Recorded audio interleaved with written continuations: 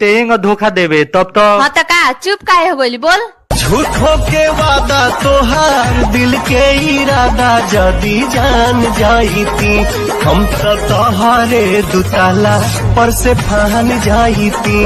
अच्छा तो जान गलिस नु घरवा और 3 ताला हो गइल बा जाके फानत रह।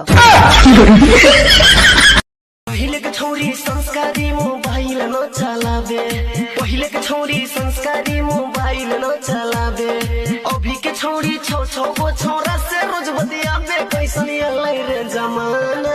अरे बाप रे के बा तोर मर्दा आय त बहारवा का करत रह गर्दा उ त बुझते बानी बोलबे ढेर बोलबे बोल केवाड़ी हम केना तनी साड़ी ना खोलबे तो दूर दे।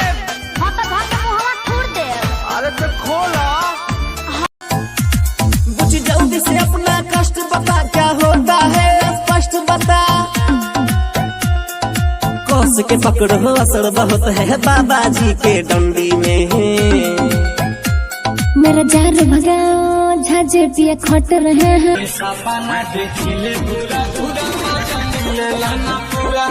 करबू बियाह तबे मिली माजा पूरा तब लेखा कुरा कुरा।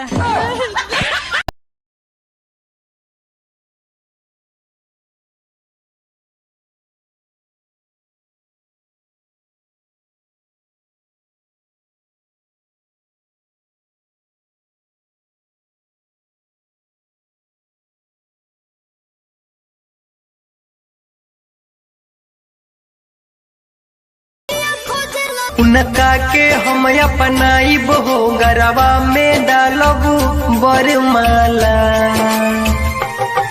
मोर जान के मिसकल आवेला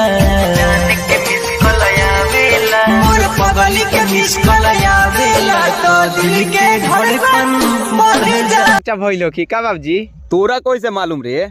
शादी वाला वीडियो देखनी हो 17 गो लेडीज तारा परछावन में नचले बारी स सार उ सब हितई के मेहरारू हई।